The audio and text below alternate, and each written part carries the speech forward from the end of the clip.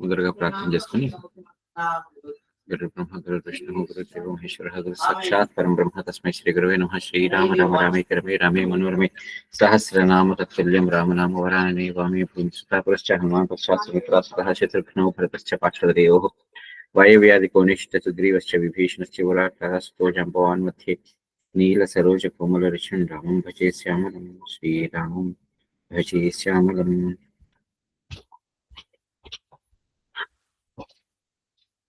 మనం క్రితం వారం మాట్లాడుకుంటున్నప్పుడు ఒక చోట ఆగి అక్కడ రాములు వారు ఒక ప్రశ్న వేశారు. ఆ ప్రశ్నకి సమాధానం ఏమిటి అనే దగ్గర మనం ఆగున్నాం. ఆ ప్రశ్న ఏమిటి అని అంటే, అసలు రాములు వారు అడిగిన ప్రశ్న ఏమిటి అంటే, అసలు పరమాత్ముడి యొక్క స్వరూపం ఏమిటి కదా. అక్కడ ఆగాం మనం. ఆ మహర్షి, మీరు ఏ పరమాత్మ గురించి అయితే చెప్తున్నారో, ఏదైతే ఆత్మస్వరూపం అని చెప్తున్నారో, ఆ ఆత్మస్వరూపం యొక్క అసలైన రూపం ఏమిటి, అసలు స్వరూపం ఏమిటి?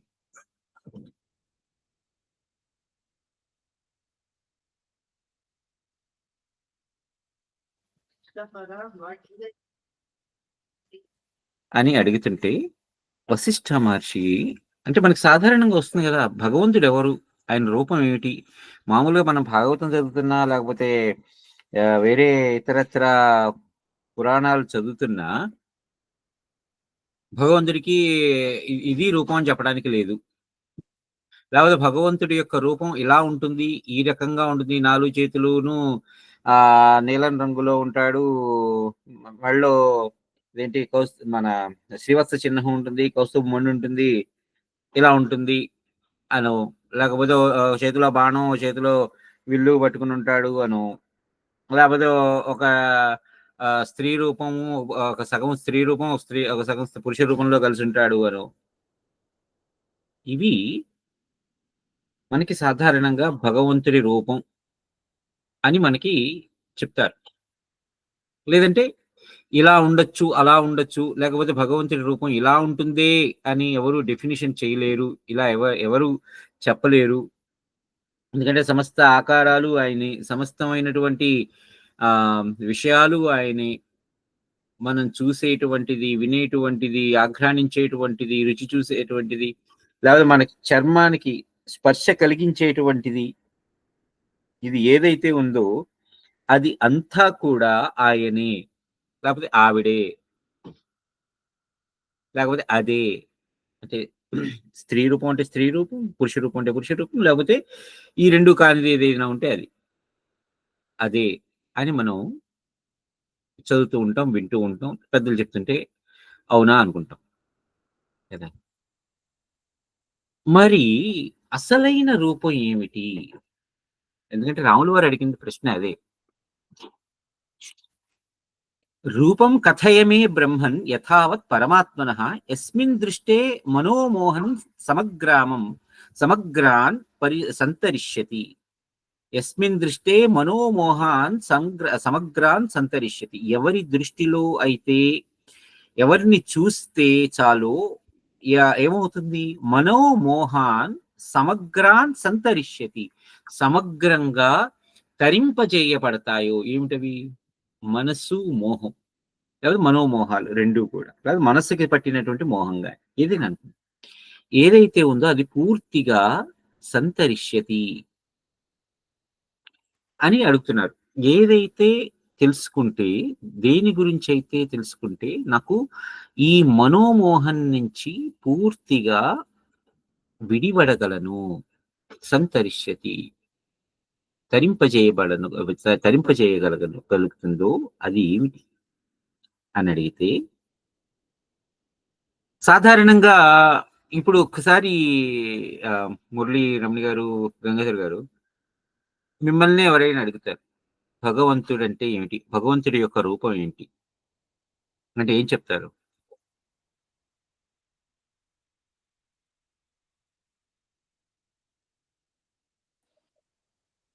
భగవంతుడి యొక్క రూపం అంటే నా దృష్టిలో మనం చిన్నప్పటి నుంచి చూసిన పటాలు కొంతవరకు.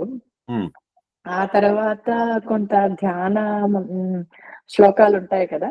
హ్మ్. ధ్యాన శ్లోకాలను బట్టి ఆ విధంగా ఊహించుకోవచ్చు. అంటే గాయత్రి అమ్మవారిలాగా ముక్తా విద్రుమ హేమనీల అలాగా. ఎవరైనా బీజాపూర గణేషు అంటే హ్మ్. గణేశుడు. హ్మ్. ఆ విధంగా ఊహించుకుంటూ ఉంటాను. హ్మ్. లేదు ఇన్ని భగవంతుళ్ళు, ఇన్ని దేవుళ్ళు, ఇంత ఆరాధన ఇదంతా ఎక్కడి నుంచి వచ్చింది అంటే, మొన్న మీరు చెప్పారు చూసండి. బృహత్ బ్రహ్మం హ్మ్. అంత అనంతమైనదే కాబట్టి అక్కడి నుంచి ఒక విధమైన శూన్యాన్ని పూర్వం అయితే వెలుగును ఊహించేదాన్ని. హ్మ్. ఇప్పుడు దానికి కొంచెం మరి ముందుకెళ్ళి శూన్యాన్ని ఊహిస్తూ నేను అదే బ్రహ్మం అని అనుకుంటున్నాను ప్రస్తుతం అయితే. హ్మ్. హ్మ్. వెంకటేశ్వర గారు మీరు భగవంతుడి యొక్క రూపం ఏమిటి? భగవంతుడి రూపం అంటే మనము మామూలుగా డిఫరెంట్ ఈ దొరికే రూపాలు ఉన్నాయి కదా, గాయత్రి దేవి, హ్మ్. హ్మ్. లలితాదేవి, హ్మ్. ఆ, వీళ్ళు మామూలుగా. కాకపోతే ఐ ఫీల్ నేను అనుకునేది అంటే ఇక్కడ ఏంటంటే భగవంతుడు ఒక అంటే నా ఉద్దేశంలో నేను పరమాత్ముడు ఇలా పర్యాయ పదాలు ఏవైనా సరే మీకు చెప్పండి. ఆ, ఒక శక్తి హ్మ్. అది ఏది ఈ జగత్తు మొత్తాన్ని నడిపిస్తుందో ఏదో ఉంది అది. ఆ. అది భగవంతుడు నా హ్మ్. దృష్టిలో. హ్మ్. కాకపోతే మనము వివిధ రూపాల్లో, వివిధ ఆకారాల్లో మనము చూడ్డానికి, అంటే మనం ఆయన్ని చూడలేం కాబట్టి హ్మ్. ఆ శక్తిని మనం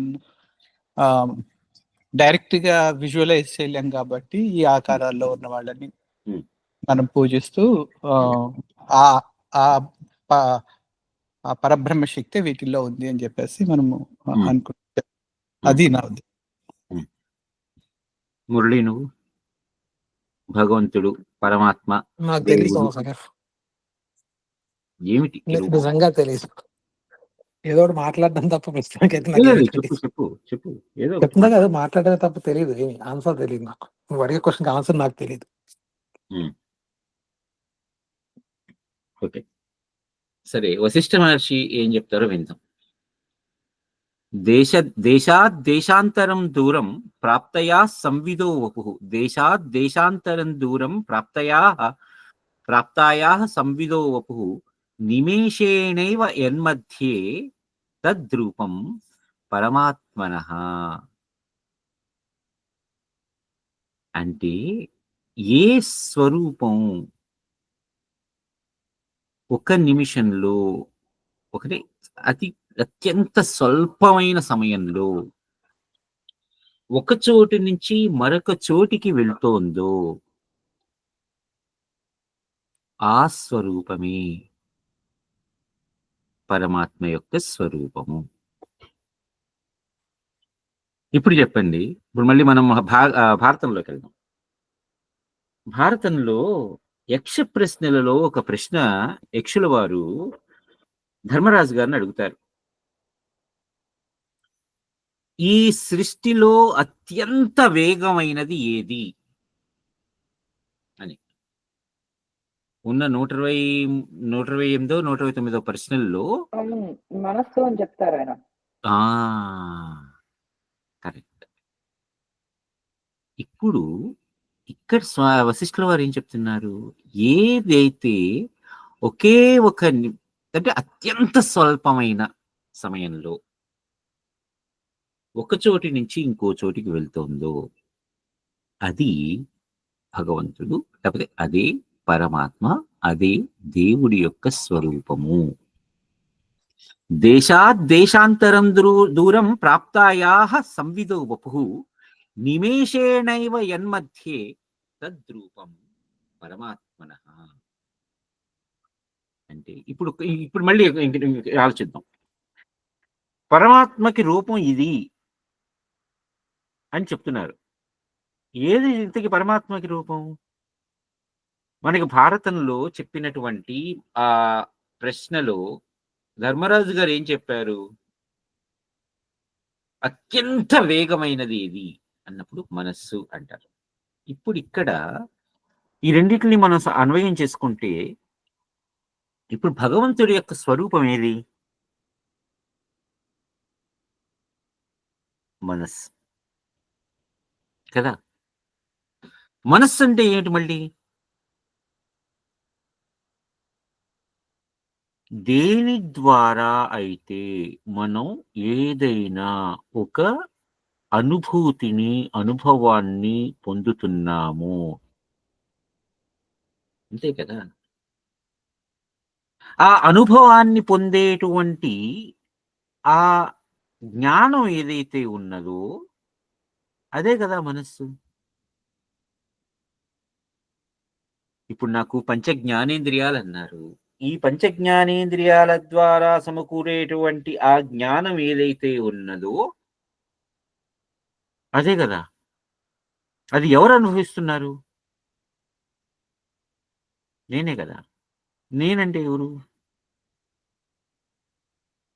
నేను ఒకసారి డిఫైన్ చేసుకుంటే, నేను అంటే మనస్స, నేను అంటే బుద్ధ, నేను అంటే ఆత్మ, నేను అంటే ఇంకోట. ఇప్పుడు నేను అంటే ఇవన్నీ ఇప్పుడు ఏవైతే మనం అనుకున్నామో మనస్సని, బుద్ధి అని, ఆత్మ అని, ఇంకోటి ఏదైతే అని అనుకుంటున్నానో, రైట్? దేని ద్వారా అయితే ఈ జ్ఞానాన్ని నేను తెలుసుకుంటున్నాను,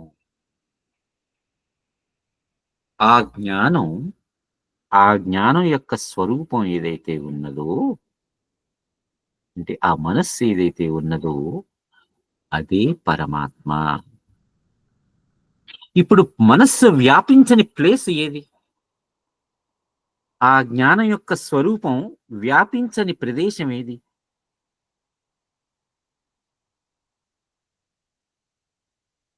అది మనస్సు అనేటువంటిది వ్యాపించని ప్రదేశం అంటూ ఏమైనా ఉన్నదా?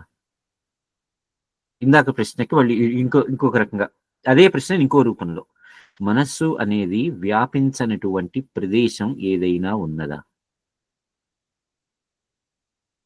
అప్పుడు అన్ని చోట్ల, అన్ని వేళలా, అన్ని విధాలుగా, అన్ని రూపాలుగా ఉండేది ఏది? మనస్సే కదా. సో ఇప్పుడు భగవంతుడికి మరొక పెట్టుకున్న పేరు ఏమిటి? అంతర్యామి కదా. అన్నింట్లోనూ ఉంటాడు. వాసుదేవ, అన్ని చోట్ల వసిస్తాడు. వసతీతి వాసుదేవ కదా. వసతి అంటే ఉండేటువంటి వాడు. ఎక్కడుండేటువంటి వాడు? అన్ని చోట్ల. ఎప్పుడుండేటువంటి వాడు? అన్ని వేళలా. ఎలా ఉండేటువంటి వాడు? అన్ని రూపాలుగా. ఇప్పుడు అన్ని చోట్ల, అన్ని వేళలా, అన్ని రూపాలుగా ఉండేటువంటి వాడు ఎవడైతే ఉన్నాడో వాడు పరమాత్మ. వాడెవడు మరి? మనస్సే. సో ఇప్పుడు నేను అనేటువంటి విషయాన్ని నేను ఎలా గ్రహిస్తున్నాను? మనస్సు ద్వారానే. ఆ మనస్సే భగవంతుడు, ఆ మనస్సే పరమాత్మ. ఆ మనస్సు ఎవరు? నేనే పరమాత్మని. ఇప్పుడు అంటే ఒక క్వశ్చన్ అండి. మరి మనస్సు చాలా చంచలంగా ఉంటుంది కదా. అంటే ఇది ఒక దాని మీద అంటూ ఉండదు. ఎలాగా మామూలుగా మనము అద్వైతం కాదు, ఈ వేదాంతంలోని వాటిల్లోనూ వినేటప్పుడు ఒక నీలో అంటే పరబ్రహ్మ what ever it is, that is different. అది ఇవన్నీ కూడా చూస్తూ ఉంటుంది. నువ్వు చేస్తున్నావు కానీ బేసిక్ గా మనస్సు, ఆలోచనలు అన్నిటిని అది అబ్జర్వ్ చేస్తూ ఉంటుంది అని చెప్తారు కదా. మరి మనస్సు అని అది నువ్వు ఎలా చంచలంగా ఉండేది కూడా కాబట్టి నాకెందుకో బేసిక్ గా క్వశ్చన్ వస్తుంది దాని మీద. తప్పకుండా ఎందుకంటే క్వశ్చన్ ఎందుకు ఇప్పుడు వస్తుందంటే మనం ఆలోచించినప్పుడు కదా. అందుకనే మనం ఆలోచిస్తాము. ఎందుకంటే ఇప్పటి వరకు మనం వింటున్నటువంటి మాట కానీ, మనకు తెలుసుకున్నటువంటి విషయం కానీ, అదంతా కూడా మనసు చంచలమైనది, మనసు ఎక్కడికో వెళ్తుంది, మనసు అలా ఉంటుంది, మనసు స్థిరం లేనిది. మనసుని మనం ఒక పట్టి నిలిపి దాన్ని ఒక చోట కేంద్రీకృతం చేయించి, అంటే ఫోకస్ చేయించి, అప్పుడు దాని ద్వారా మనం తెలుసుకుంటాం. ఇదే కదా మనం విన్నది ఎప్పుడైనా. మన పెద్దల ద్వారా గాని, లేకపోతే ఈ ప్రవచనకర్తల ద్వారా, ఎవరెవరి ద్వారా అయితే విన్నామో, మనసు చంచలమైంది, మనసు చంచలమైంది. రైట్. మనసు చంచలమైంది ఎలా అవుతుంది? మనస్సా చంచలమైనది, లేకపోతే బుద్ధా? మనసా మనం ఇప్పటివరకు చంచలమైంది, విన్నది లేకపోతే అయితే మన ఆలోచన? ఎవరి ఆలోచన? ఇప్పుడు ఒకళ్ళకి ఆలోచన చాలా వేవరీగా ఉంది అనంటే ఏంటి? ఎవరికైనా మనసు ఎప్పుడైనా చంచలంగా ఎందుకు ఉంటుంది? ఎందుకు ఉండాలి అసలు? ఎప్పుడైనా ఆలోచించాము మనం? మనస్సు అనేది చంచలంగా ఎందుకు ఉండాలి? పెద్దలు అన్నారు కాబట్టి చంచలంగా ఉంటుంది కాబట్టి? నో, కాదు కదా. ఒకసారి మీరు ఆలోచించండి, మనస్సు అనేది ఎప్పుడైనా అసలు చంచలంగా ఎందుకు ఉండాలి? మన ఆలోచన వలన అంటారా? మీరే ఆలోచించండి. ఎందుకంటే ఇది ఎవరికి వాళ్ళుగా వేసుకోవాల్సిన ప్రశ్న. మనస్సు నేను చంచలమైనది ఎందుకు అవ్వాలి? ఇప్పుడే అనుకున్నాను. మీరు మనస్సు అంటే మనసు పరమాత్మ అయితే మరి మనసులో అప్పుడప్పుడు చెడు ఆలోచన వస్తుంది. అంటే మళ్ళీ మీరు అన్నట్టు అది బుద్ధికి సంబంధించి ఆలోచన బుద్ధితో ప్రేరేపించబడుతుంది కదా! కదా! హ్మ్. ఇప్పుడు ఎందుకంటే మళ్ళీ మనం ఒకటి చూసుకున్నాం అనుకోండి. ఇందాక మనం చెప్పినది ఏమైంది? మనస్సు, బుద్ధి, ఆత్మ ఇదంతా ఒకటే అని అన్నాను కదా మరి. ఎవరి ద్వారా ఇదంతా వస్తుంది? ఎందుకు అది చంచలంగా ఉండాలి? ఇప్పుడు ఏదైనా సరేనండి. ఏదైనా ఒక విషయం మనల్ని చెలింపచేసింది. అంటే ఆలోచింపజేయటం గాని, అది సంతోషమే కానీ, దుఃఖమే కానీ, బాధే కానీ, సుఖమే కానీ, ఇంకోటి కష్టమే కానీ, ఏదైనా సరే మనల్ని ఒక రకమైనటువంటి భావోద్వేగానికి గురి చేసింది. అది ఏ రకమైన భావోద్వేగమైనా సరే, ఎటువంటి ఎమోషన్ అయినా సరే.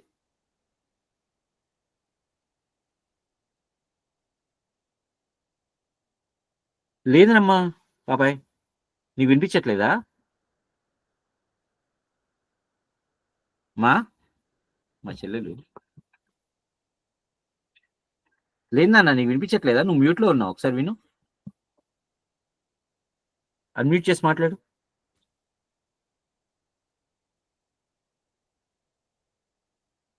సరే, ఒకసారి పోనీ మళ్ళీ జాయిన్ అవ్వమ్మా. సరే, మళ్ళీ మనం వద్దాం. ఎప్పుడైనా సరే మనల్ని ఒక భావోద్వేగానికి గురి చేసినప్పుడు, ఆ భావోద్వేగం పట్ల మనం ఆకర్షితము, వికర్షితము అవుతాం. అంటే ఏదో ఒక కర్షణ జరుగుతుంది మనలో. అది ఆకర్షణ అవ్వచ్చు, వికర్షణ అవ్వచ్చు. ఒక కర్షణ జరుగుతుంది. అంటే దాని పట్ల ఒక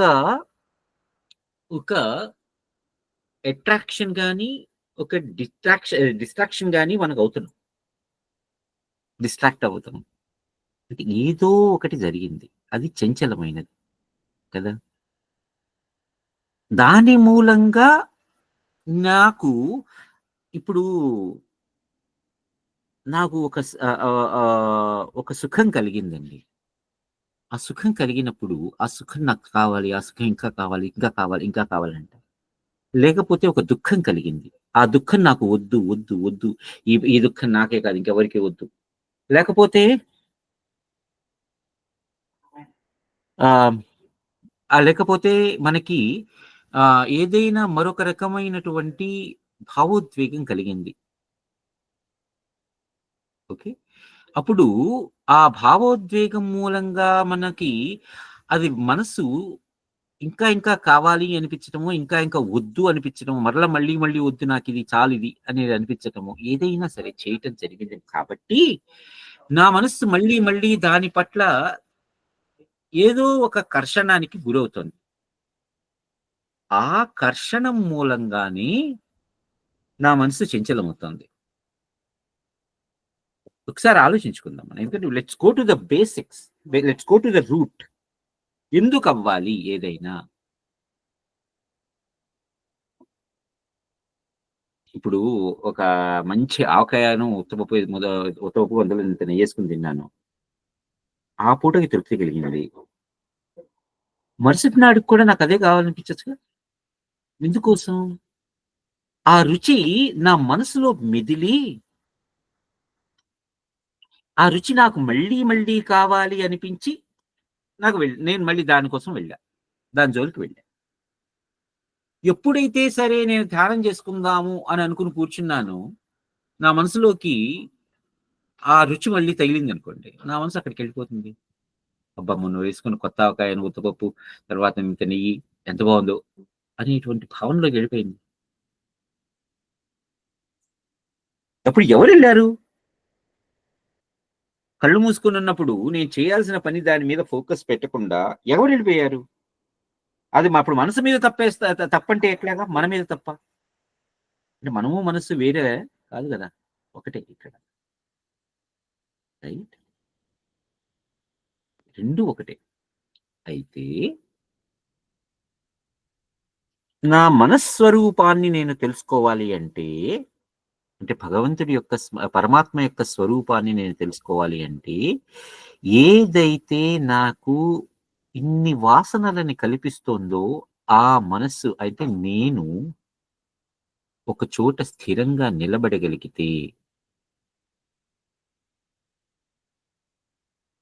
అది నా యొక్క స్థాణురూపం.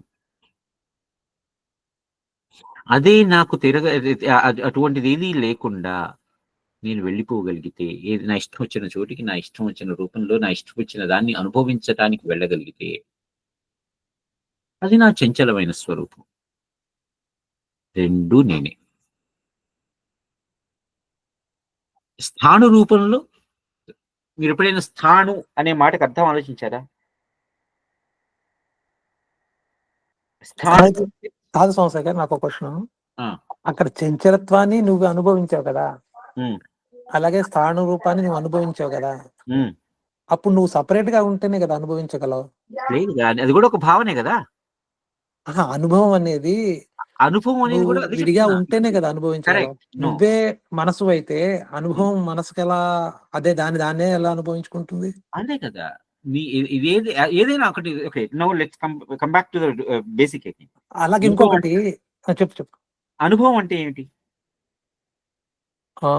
ఒక ఆలోచనకి వచ్చే రియాక్షను, ఒక ఆలోచనకు వచ్చే రియాక్షన్. ఆ రియాక్షన్ ఎక్కడ కలిగింది? ఆ రియాక్షన్ మనసులోనే కలిగింది, ఆలోచన మనసులోనే కలిగింది. మరి అనుభవం మాత్రం నాకు యాక్చువల్‌గా మనసులో నాకు తెలుసుకునేవాడు వేరేగా ఉంటేనే కదా నాకు తెలుస్తుంది. లేదు కదా! ఎందుకంటే నాకు నువ్వు ఆలోచన తెలిసింది. ఓకే మురళి. మిరపకాయ బజ్జీ తిన్నావు మురళి. ఆ! దాని రుచి ఎవరు అనుభవించారు? మిరపకాయ అనుభవించిందా? లేకపోతే నువ్వు వేయించిన నూనెలో నూనె అనుభవించిందా? లేకపోతే నాలుక మీద పడ్డ తర్వాత నువ్వు అనుభవించావా? నాలుక అనుభవించిందా? లేకపోతే నాలుక నాలుక మీద పడ్డ తర్వాత అనుభవించలేదు. నువ్వు అనుభవించావా? మనసు ద్వారానే అనుభవించావు. కదా! అవును. మరి కానీ మనసు లేని టైం కూడా ఉంది. ఎక్కడ? నిద్రలో.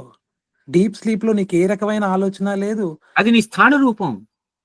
కానీ అదే అంటున్నాను. నీ స్థాన రూపం అక్కడ మనసు కదలట్లేదు. మనసు లేదు. అదే చెప్తున్నా. నీ మనసు విచలితం కాలేదు. నీ మనసు చలించలేదు. అదే అన్నాను నేననేది. అప్పుడు తెలుసుకునేవాడు వేరేగా ఉంటేనే కదా. చలనం ఉంటేనే మనస్సు అనుకుంటే ఎట్లా? ఇప్పుడు చలనం దీపం ఉంది. లేకపోయినా ఒక నిమిషం. ఓ దీపం ఉంది. ఆ దీపం కదలట్లేదు. కదలని దీపం నేను కదలట్లేదని చెప్తుంది అంటున్నావు నువ్వు. బయట నుంచి కదలని చూస్తేనే దీపం కదా నుంచి తెలుస్తుంది. దీపం కదులుతున్నా, కదలకపోతున్నా దీపం నుంచి వెలుతురొస్తోంది అంటున్నా నేను. కానీ కదలడం, కదలకపోవడం అనేది నేను చెప్తున్నాను. ఇప్పుడు నా మనసు ఇందాక ఆవిడ అడిగినట్టుగా నా మనసు చంచలంగా ఉందని నేను చెప్పగలుగుతున్నాను. నా మనసు స్థిరంగా ఉందని నేను చెప్పగలుగుతున్నాను. మరి చెప్పగలుగుతున్నప్పుడు నేను దాన్ని చూస్తున్నాను కదా! కరెక్టే మురళి. ఆ చూపు అనేది ఏమిటి? ఒక అనుభవం. ఒక అనుభూతి. కదా! ఒకటి అనుభూతి. ఇప్పుడు పంచదార తీయగా ఉంటుందని తెలీదు కదా! ఇప్పుడు పంచదారకి ఆ అనుభవం పక్కవాడికే వస్తుంది తప్ప, పంచదారకే పంచదార అనుభవం ఎలా వస్తుంది? పంచదారకి పంచదార అనుభవం ఎలా వస్తుంది అంటే, పంచదారకి ఆ ఆ, ఏమంటారు దాన్ని, అది స్థాణు రూపంలో ఉన్నటువంటిది. అప్పుడైనా సరే దానికి తెలియదు కదా. ఎందుకు దాన్ని తెలీదు? నేను ఎలా ఎందుకు తెలీదు? తెలుస్తుంది? నువ్వు తెలియదని నువ్వు అనుకుంటున్నావు. నేను కూడా అదే క్వశ్చన్. ఇప్పుడు స్థాను అదే రూపం ఇది మాట్లాడుతున్నాం కానీ దానికి దానంతట నేను కదలట్లేదు, నేను కదులుతున్నాను అని దానికే తెలుస్తుంది అంటావా? అదే తెలుస్తుంది. ఎందుకంటే ఇప్పుడు ఏదైనా సరే ఒక దాని యొక్క రుచి గాని, ఒక దాని యొక్క ప్రభావం బేసిక్ గా, ఇప్పుడు ఒక రాయి ఉంటుంది. ఓకే, ఆ రాయిలో ఇంత శక్తి నిబిడి ఉంది అని ఎప్పుడు తెలుసుకుంటావు? ఎవరైనా ఆ రాయికి తెలుసా అని అడుగుతున్నావు నువ్వు కదా. అంతే కదా, రాయికి ఎప్పటికీ తెలియదు కదా. అవును. ఓకే, సో ఆ రాయికి ఉన్నటువంటి స్థాను రూపంలో అది గ్రహించకపోవచ్చు, అది గ్రహించదు అని అనుకుందాం. కాకపోతే అది లేకపోతే అది ఆ స్థాను రూపంలో అది అలా ఉండి దానిలో ఎటువంటి అనుభవాలు లేనంత మాత్రాన అది స్థానువు కాకుండా పోతుందా? లేకపోతే అది అది చైతన్యం కానిదవుతుందా? పక్క నుంచే చెప్పగలుగుతావు నువ్వు చైతన్యమా కాదా అని. నువ్వు అది దాని నుంచి అది చెప్తున్నావు చూడండి. చెప్పలేదు ఇప్పుడు ఎప్పటికీ. ఇప్పుడు ఒక్క నిమిషం, నువ్వు నా అన్న మాట, బాధ అది. నువ్వు అన్నది కరెక్టే, నువ్వు అన్నది కరెక్ట్. అది నువ్వు బయట ద్వారా చూస్తుంటే, బయట నుంచి చూస్తుంటే, అవును. ఆ రాయి కదలట్లేదు అనేది బయట నుంచి చూస్తుంటే, రైట్? ఎప్పుడైతే ఆ రాయి కదలట్లేదు అనేది బయట నుంచి చూసి చెప్తున్నావో, యు ఆర్ ఎక్స్టర్నల్, దాని నుంచి విడివడి చెప్తున్నావు. కానీ నువ్వే రాయి అని అనుకుంటే,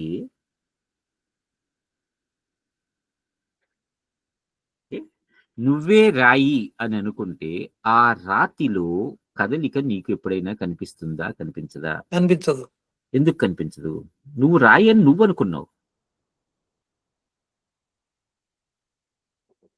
కదా. కనిపించదు కదా. ఎందుకంటే ఇప్పుడు ఒక్క నిమిషం, ఆ రాయి యొక్క లక్షణాలు ఇలా ఉంటాయి అని నువ్వు బయట నుంచి తెలుసుకొని ఆ తర్వాత నువ్వు రాయి అయ్యావు కాబట్టి ఆ రాయి అలా ఉన్నది, అలా ఉండాలి అని ఉంటావా? ఇది కొంచెం తిరకాసు పెట్టేటువంటి మాటే. కొంచెం కూర్చుని విపులంగా మనం ఆలోచించుకుంటే, మన ఆలోచనకి తగినట్లుగా, మన ఆలోచనకి కొంచెం పదును పెట్టి దాని యొక్క అనుభవాన్ని మనం అనుభవించగలిగితే, అనుభూతిని అనుభవించగలిగితే, ఒక్కసారి ఆలోచించండి. నువ్వు మనసు అనేది ఆలోచన అనుభవాన్ని దేన్ని మనసు అంటున్నావు? ఆలోచన ఎప్పుడు కలుగుతుంది నీకు? ఆలోచనకి ఒక దృశ్యమో లేకపోతే ఒక విషయమో ఏదైనా ఉంటే ఆలోచన కాదు. ఒక ఇంద్రియం కదిలినప్పుడు ఏదో అవుతుంది. ఆ దృశ్యం అనేది ఎవరు చూశారు? మనసే చూసింది. ఆ మనసుకి ఒక ఆలోచన వచ్చింది కదా ఇప్పుడు. అంటే ఏదైతే నీ దృశ్యం చూసావో ఆ దృశ్యం నీ మనసులో ముద్రపడినప్పుడు ఆ దృశ్యమే నువ్వయ్యావు కదా. ఆ దృశ్యమే నువ్వయ్యావు అంటే మనసు దృశ్యం కింద మారిందంటావు. సరే. ఓకే, ఇప్పుడు ఆ దృశ్యం చూసిన తర్వాత ఆ దృశ్యం యొక్క అనుభూతిని ఎవరు చెందారు? ఆ మనసే. అప్పుడు అదే అలా అనుభూతి అలా చెందినటువంటి దాన్ని ఏమంటారు మనం? ద్రష్ట అంటాం. చూసినవాడు. ఇప్పుడు ఈ మధ్య రెండింటిలో ఏ కార్యక్రమం ఉంది? దర్శనం, చూడటం. ఓకే, ఇప్పుడు ఇందులో దృశ్యము నువ్వే, ద్రష్ట నువ్వే, దర్శనము నువ్వే. ఓకే, ఇప్పుడు ఈ మూడు నువ్వే. ఈ మూడు కానిది ఏదైనా ఉందా? ఇంకోటి చెప్పు.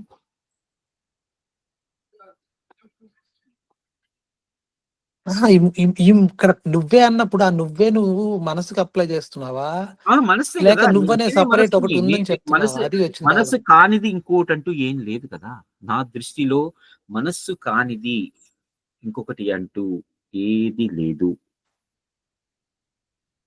ఓకే, అందుకనే నేను చెప్తున్నాను, ఇది ఎవరి యొక్క ఇది మనకి అనుభవైక వైద్యం అని అంటారు కదా, ఎవరికి వాళ్ళకి.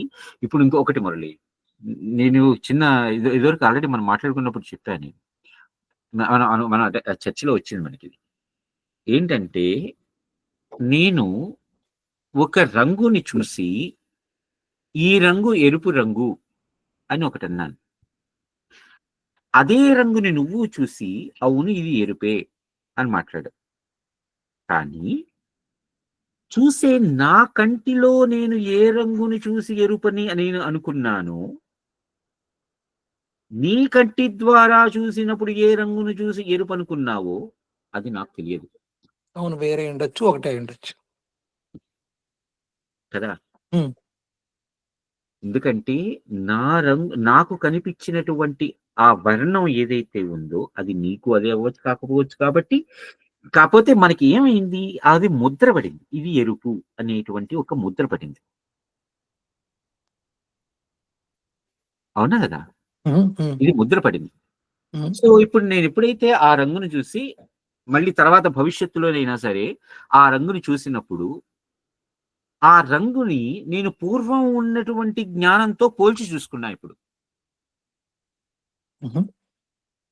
సో ఆ పూర్వంలో ఉన్నటువంటి ఆ జ్ఞానం ఎక్కడుంది ఇప్పుడు నాకు? స్థాను రూపంగా నా మనస్సు మీద నిలబడిపోయింది. నా కంటి ఎదురుగుండా మరలా అదే రంగు కనిపించినప్పుడు అది చంచలితమైంది. కనిపించి ఇది ఆ స్థాను రూపాన్ని పోల్చుంది. ఇప్పుడు ఆ స్థాణువులో ఉన్నటువంటి రూపం అంటే ఆ జ్ఞాపకంగా ఉన్నటువంటి రూపాన్ని బయట ఏంటి చైతన్యంగా కనిపించేటువంటి రూపంతో పోల్చి ఇది అది ఒకటే, లేకపోతే అది ఇది వేరు అనేటువంటి దాన్ని చూపించింది. కానీ ఇక్కడ ఏది నాకు ఆ పోలికని చెబుతోంది? స్థాను రూపంగా ఉన్నది పోలిక చెబుతోందా, నా ఎదురుకుండా చలించేటువంటిది పోలిక చెబుతోందా, లేకపోతే ఇంకోటి ఏదైనా పోలిక చెబుతోందా?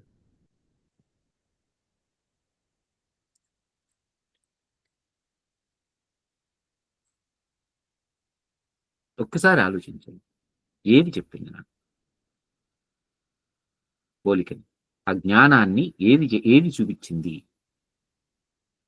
స్థాణువుగానే ఉన్నది, నా మనసులోనే ముద్రితమైంది, ఎదురుగుండా కనిపించేది నా మనస్సు ద్వారానే దర్శించబడింది. లోపల ఈ పోలికని పోల్చి ఈ రెండూ కూడా ఒకటే అని చెప్పింది కూడా నా మనస్సే. ఈ మూడింటికి తేడా ఎక్కడుంది ఇప్పుడు? స్థాణువుకి గాని లేకపోతే చలించేటువంటి దానికి గాని, ఈ రెండింటిని పోల్చి చూపించేటువంటి దానికి గాని తేడా ఎక్కడుంది? ఇప్పుడు మామూలుగా వీళ్ళు సినిమా ఎగ్జాంపుల్ చెప్తారు కదా. సినిమా ఎగ్జాంపుల్లో స్క్రీన్ ఉంటుంది, స్క్రీన్ మీద నీకు పిక్చర్ కదులుతూ ఉంటుంది కదా. సో పిక్చర్ నేను ఆపేసాను అనుకో, స్టిల్ చేశాను అనుకో, అది స్థాను రూపం. పిక్చర్ కదులుతూ ఉందనుకో, చెంచల రూపం. కానీ స్క్రీన్ కి పిక్చర్ కి అక్కడ డిఫరెన్స్ లేదు. ఎందుకంటే రియల్ గా మాట్లాడితే అక్కడ పిక్చర్ స్క్రీన్ మీదే ఉంది, స్క్రీన్ నుంచి విడిగా లేదు పిక్చర్. నువ్వు పిక్చర్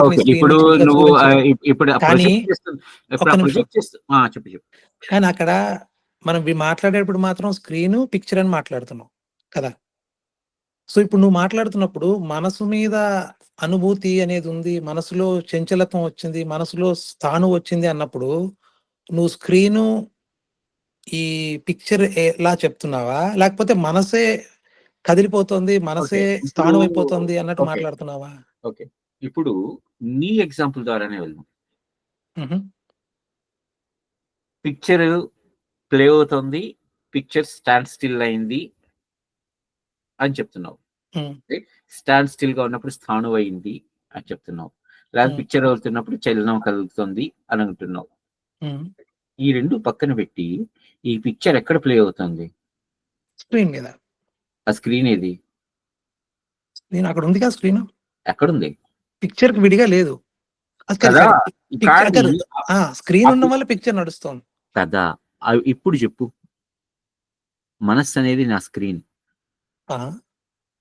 ఆ స్క్రీన్ మీద నాకు కొన్ని స్టాండ్ స్టిల్ అవ్వచ్చు. లేకపోతే కొన్ని కదులుతూ ఉండొచ్చు. హుహు. మోషన్‌లో ఉండొచ్చు. హుహు. రైట్? హుహు. మోషన్‌లో ఉన్నప్పుడు నేను అదే స్క్రీన్. హుహు. స్టాండ్ స్టిల్‌గా ఉన్నప్పుడు నేను అదే స్క్రీన్. హుహు. ఈ 2 కాకుండా 2 పోయినప్పుడు నేను అదే స్క్రీన్. హుహు. ఇప్పుడు కానీ నేను విడివిగా చూడగలమా లేదా? ఇప్పుడు ఇక్కడ ఇప్పుడు మన స్క్రీన్ పిక్చర్ అన్నప్పుడు మనకి క్లియర్ ఇప్పుడు డిఫరెన్స్ ఒక్క నిమిషం కనిపిస్తుంది. మురళి. ఒక్క నిమిషం మురళి. హుహు. ఒక్క నిమిషం. విడిగా చూడగలమా లేదా అంటే నువ్వు ఎక్కడి నుంచి చూస్తున్నావు? బయట నుంచి చూస్తున్నాను. ఇక్కడి నుంచి మన ఆ! సీట్‌లో కూర్చొని నువ్వు చూస్తున్నాను. బయట నుంచి చూస్తున్నావు. కదా! అవును.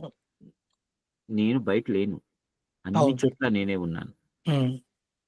ఎప్పుడైతే అన్ని చోట్ల, అన్ని వేళలా, అన్ని విధాలుగా నేనే నేనై ఉన్నానో, అంటే హ్మ్. స్థాణువుగా గానీ, లేకపోతే చలించే విధంగా గానీ, అంటే డైనమిక్‌గా గానీ, లేకపోతే స్టాటిక్‌గా గానీ నేను ఉన్నప్పుడు, ఈ రెండూటికి అతీతంగా కూడా నేను ఉండగలను గదా!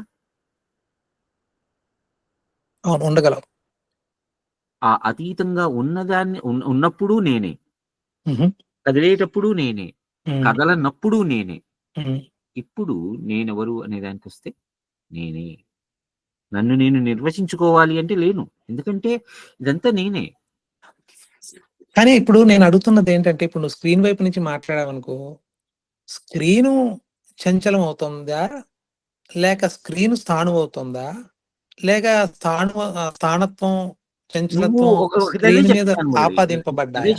అదే చెప్తున్నాను. ఈ స్థాణువత్వం గాని, లేకపోతే చంచలంగా ఉండేటువంటి తత్వం గాని, లేకపోతే ఏమీ లేనటువంటి తత్వం గాని, ఇవన్నీ ఒకే వస్తువు మీద ఆపాదించబడ్డాయి. హ్మ్. ఓకే. ఓకే. అదే మనసు. అదే మనస్సు. హ్మ్. ఇప్పుడు ఈ మనస్సే గదా! నేను చెప్పేది. ఇప్పుడు ఈ మనస్సు ఎక్కడుంది?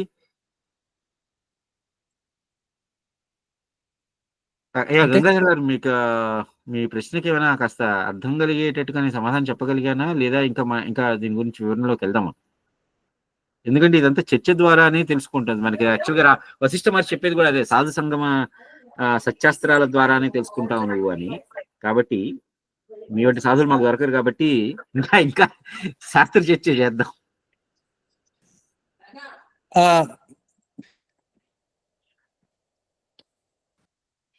అదే అండి. అంటే కొంచెం అర్థమైంది. ఇంకొంచెం ఆహ్, ఏమన్నా చెప్పగలిగితే చెప్పండి. ఐ మీన్ అంటే అర్థమవుతూ ఉన్నట్టు అనిపిస్తోంది. ఇదేనండి మిథ్య అంటే. ఆ? ఇదే మిథ్య అంటే. మిథ్యాభ్రాంతి రూపం అంతా కదా! అంతే. ఆ! యాదేవి సర్వభూతేషు మిథ్యా రూపేణ సంస్థిత అది కూడా అనేసుకుందాం. మనకి ఏం కావాలంటే దాన్నంతా యాదేవి సర్వభూతేషు అనుకోవడమే. సో, ఇప్పుడు ఒకసారి అంటే మీ మీ మీ మీ మీ ఉద్దేశంలో ఎక్కడ ఆగుదాం? ఎక్కడ వెళ్దాం? పోనీ మీ ఉద్దేశంలో ఏంటో మీరు నిర్వచించండి పోనీ. మీకు పోనీ ఎక్కడ సందేహం ఉంది? ఎందుకంటే ఇవి అంతా కూడా ఒక అనుభూతి ద్వారా మాత్రమే తెలుసుకోగలం అని ఎందుకంటే ఎందుకంటే మనకి ఎప్పుడైనా సరే అనుభవేక వైద్యం అంటారు ఇది కదా! ఎందుకంటే ఇది అనుభవం ద్వారా నేను చెప్పడం మూలంగా మీరు తెలుసుకోలేరు. అలా లేకపోతే ఇంకోళ్ళ ద్వారాను తెలుసుకోలేరు. ఇది మీ అంతట మీరు స్వీయానుభవంలోనికి తెచ్చుకోవాలి. అయితే నేనేమవ్వగలను అంటే మీకు ఒక ఊతం మాత్రమే ఇవ్వగలను. మీ చేతికి ఒక ఊతకర్ర లాంటి వాడిని మాత్రమే. అది అనుభవించాల్సింది మీరు. అవును. సో, ఇప్పుడు ఆ అనుభవంలో మీకు ఎటువంటి సహాయం కావాలి? ఇప్పుడు మీరు హోమం చేస్తున్నారు. ఆ హోమంలోకి ఆజ్యమో లేకపోతే ఆహుతో అవుతాను గాని, హోమం నేను కాలేను కదా! అందుకని. హ్మ్. సో, ఇప్పుడు చెప్పండి. ఆహ్, అదే మురళి గారు అడిగినట్టు ఐ మీన్ బేసిక్గా నాకు ఆ ఎగ్జాంపుల్ అర్థమైంది. ఆ స్క్రీన్ అదే స్క్రీన్ మూవీ దాని గురించి చెప్పారు కదా. Hmm. సో మనస్సు మీద మనము చేస్తున్న మన ఆలోచనలు కానీ ఏవైనా సరే దాన్ని బట్టి మనసు మారుతూ ఉంటుంది. మరి భగవంతుడు మనసు ఒకటే అన్నప్పుడు ఆయన అలా మారిపోతూ ఉంటాడా? అంటే I'm not able to express it properly. Okay, ఇప్పుడు మనం భగవంతుడికి మనం చెప్పే మాట ఏంటండి? సచ్చిదానందమూర్తి అంటారు. రైట్. సత్, చిత్, ఆనందం. సత్ అంటే ఎల్లప్పుడూ ఉండేది. ఉండేది కదా. ఎలా ఉండేది? ఆనందంగా. అంటే నేను రూపం, షేప్ గురించి చెప్తాను. షేప్ కష్టం అది డిఫైన్ చేయడం. అది అన్ని ఒకటే కదా, అన్ని రూపాల్లోనూ అదే ఉంటుంది. సత్ అంటే ఇప్పుడు ఇది ఉన్నది సర్వనామం. అందుకని మన తెలుగులో చక్కటి వ్యాకరణంలో సర్వనామం అంటారు దాన్ని. అది ఉన్నది. ఏది ఉన్నది? దేన్నైతే మనం రిఫర్ చేస్తున్నామో అది ఉన్నది కదా. ఉన్నది అనే మాట చెప్పుకుంది. సత్ అంటే ఉన్నది. చిత్ అంటే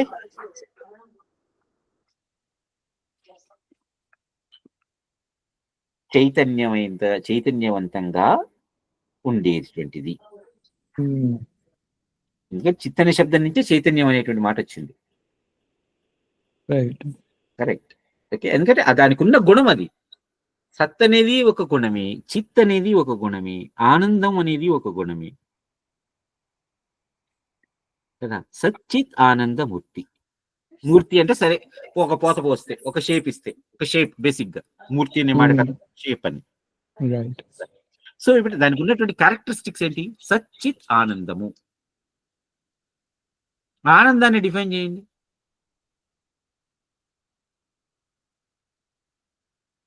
అది ఒక భావోద్వేగం. అది సంతోషకరమైన భావోద్వేగం కావచ్చు, బాధాకరమైన భావోద్వేగం కావచ్చు, ఏదైనా ఒక భావోద్వేగం, ఏదైనా ఒక ఎమోషన్. అదేంటి బాధని ఆనందం అంటే ఏంటి? మనం విన్నాం.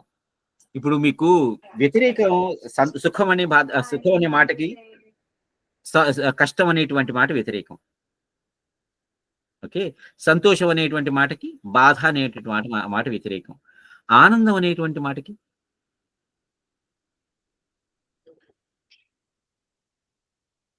ఆనందం అనేటువంటి మాటకి వ్యతిరేకం అంటే చెప్పండి. బాధ, దుఃఖం కదా. ఆల్రెడీ సంతోషానికి కష్టానికి సుఖ దుఃఖాలు అంటాం, లేకపోతే సుఖము దుఃఖము, ఆశ నిరాశ, సంతోషము బాధ, లేకపోతే కష్టం సుఖం. ఇప్పుడు ఆనందం అనే మాటకి వ్యతిరేకం చెప్పండి. తెలీదు. ఆనందం అనేటువంటి మాట కంటే ఒక భావం అంతే. అది ఎటువంటి భావనైనా కావచ్చు. ఏ భావన ద్వారా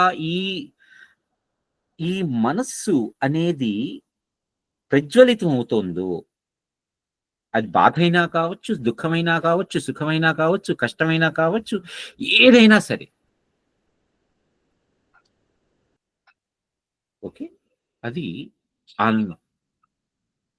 అంటే ఒకటి సత్గా ఉండి, అంటే ఒకటి సత్తుగా ఉండి, అంటే స్థాణువులాగా ఉండి, దానిలో ఉండేటువంటి చలనం ద్వారా అది ఒక అనుభూతిని పొందగలిగి, అంటే ఒక జ్ఞానాన్ని బడేయగలగటం ఏదైతే ఉన్నదో, ఆ బడేయగలిగేటువంటి మూర్తి సచ్చిదానందమూర్తి. మూర్తి అంటే చెప్పుకున్నాం కదా, షేప్. ఒక పోత పోసాం అంటే దానికి ఈ మూడింటికి పోత పోసాం. ఉష్ణం అనేది ఒక భావం, శీతలం ఒక భావన, రైట్? ఇవన్నీ కూడా భావాలే.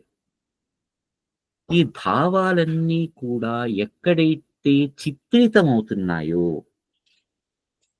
ఎక్కడైతే ఒక షేప్ సంతరించుకుంటున్నాయో, ఆ షేప్ అంటే ఒక ఫిజికల్ ఫామ్ అనే కాదు. ఇప్పుడు నేను మీకు ఏదైనా సుఖాన్ని వర్ణించండి, లేదంటే ఒక దుఃఖాన్ని వర్ణించండి, లేదంటే ఒక దానికి షేప్ ఇవ్వండి అన్నాను అనుకోండి, వాట్ విల్ యూ సే? అది ఫీలింగ్ బేసిక్ గా అనుభూతి అనుభవిస్తున్నది. అది మీరు వర్ణించగలరు గాని అది ఇది అని మీరు చెప్పగలరా? గులాబీ పువ్వు వాసన నుంచి గులాబీ పువ్వు యొక్క వాసన చూపించండి నాకు అని అంటాను. అంటే మీరు పువ్వు తీసుకొచ్చి నా ముక్కు దగ్గర పెట్టి ఇది వాసన చూడు అంటారు. అంతేగాని దాని వాసన ఇది అని మనం చెప్పగలమా? లేదు, వాటిని మనం ఫిజికల్ గా చూపించాలి ఏదండి, ఒక రూపంలో, ఫిజికల్ రూపంలో ఇవ్వలేదు కదా. సో ఈ జ్ఞానేంద్రియాల ద్వారా గాని ఏదైనా మనం ఏం ఒక స్పర్శ సుఖం ఉంది, లేకపోతే ఒక స్పర్శ కష్టమైంది, దుఃఖాన్ని కలిగించింది, ఏదైనా కాలేది నా చెయ్యి మీద పడింది, అదొక దుఃఖం.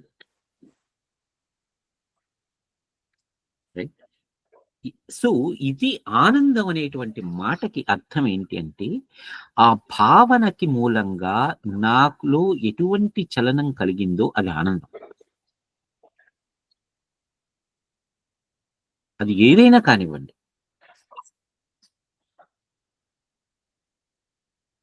సచ్చిదానందమూర్తి అనే మాటకి నా దృష్టిలో అర్థం ఇది. ఎందుకంటే సత్ అంటే ఉన్నది, చిత్ అంటే చైతన్యంగా ఉండి ఏదైతే ఈ జ్ఞానాన్ని బడిస్తోందో, ఆ జ్ఞానం ఏదైనా కానీ ఏ రూపంలో అయినా ఉండనియండి, ఆ జ్ఞానాన్ని బడిస్తోందో అంటే తెలుసుకుంటోందో, లేకపోతే నేర్చుకుంటోందో, తెలియబడుతోందో, తెలియబడజేస్తోందో, ఇది కేవలం మన మనోరూపం మాత్రమే.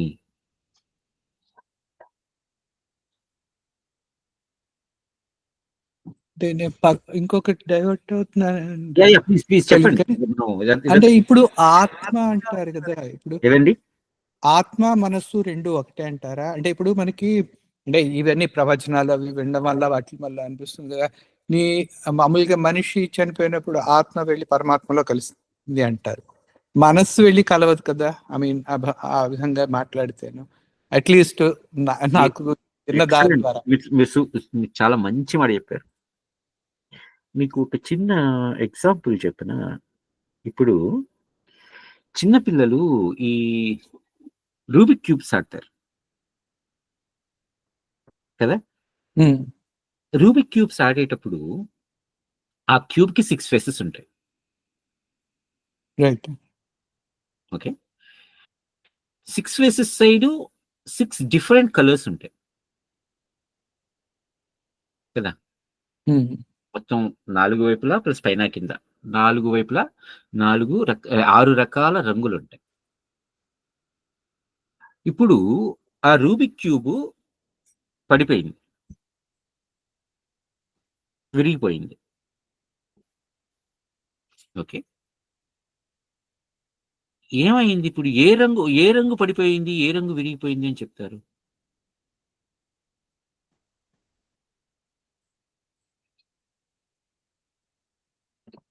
మొత్తం క్యూబ్ పోయిందంట, విరిగిపోయిందంట, స్పెసిఫిక్.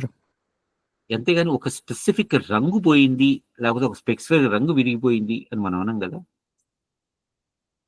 సో మనిషి ఈ దేహం వదిలేసినప్పుడు మనకి ఇష్టం వచ్చినట్టుగా చెప్పచ్చు. అదిగో నా తెల్ల రంగు అంతా విరిగిపోయిందో, లేకపోతే నా ఎర్ర రంగు అంతా విరిగిపోయిందో, లేకపోతే మనస్సు అనేది ఏంటి అంటే ఇక్కడ సారీ మీరు ఇందాక అన్నట్టు ఆత్మ గురించి చెప్తున్నప్పుడు, మీరు ఆత్మ వెళ్ళి పరమాత్మలో కలిసిపోయింది అని అన్నారు అంటే ఇంతకు మునుపు ఉన్నటువంటి ఒక షేప్ కాస్త పోయి అది షేప్ లెస్ అయిపోయింది కదా.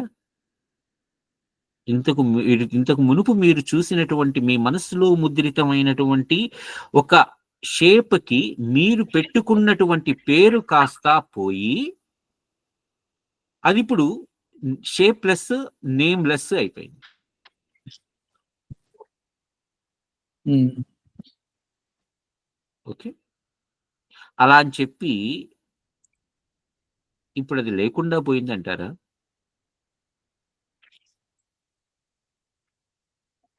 ఉంది కదా! అది షేప్‌లెస్ ఉంది. గాను కానీ నేననేది మనము అంటే ఇప్పుడు ఒకవేళ ఆ ఆత్మే భగవంతుడు మేబీ అదే మనస్సు అనుకుని అలా అనుకున్నామనుకోండి. ఆహ్, ఆహ్, అంటే యాహ్! యాహ్! అది ప్లీజ్ నాకు 2 ఒకటేనా అని బోత్ ఆర్ సేమా? లేకపోతే దానికేమైనా సినానిమస్ యూజ్ చేస్తారా? ఆత్మని, మనస్సు మెయిన్‌గాను ఈ ప్రవచనాలు అవి వినేటప్పుడు ఈ ఆత్మ వీటిలన్నిటిని చూస్తూ ఉంటుంది. నీ మనస్సు చేసేవి లేకపోతే బుద్ధి అవన్నీ కూడా అదే ఉంటున్నారు. ఓకే. అంట ఇప్పుడు ఆత్మ, మనస్సు, బుద్ధి మళ్ళీ వద్దాం. ఈ 3 వేరు వేరా? 3 ఒకటేనా?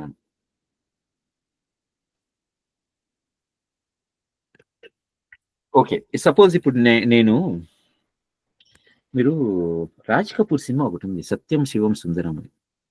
జీనత్ అమరను, శశి కపూర్. హ్మ్. సినిమా చూసారా? హ్మ్. లేదనుకుంటా అండి చూసినట్టు ఓకే. లేదు. చూడండి. మంచి రొమాంటిక్ సినిమా బావుంటుంది. అయితే ఆ సినిమా స్టార్టింగ్‌లోనే ఒక సీన్ చూపిస్తాడు. స్టార్టింగ్ ఒక సీన్ ఉంటుంది. ఇప్పుడు అందులో ఆ సీన్‌లో ఏంటంటే ఒక రాయి. ఓకే. ఒక హ్మ్. నేలలో ఉన్నట్టు సగం పైకొచ్చినటువంటి ఒక రాయి ఉంటుంది. వెనకాల బ్యాక్‌గ్రౌండ్ వాయిస్ ఒకటొస్తుంది.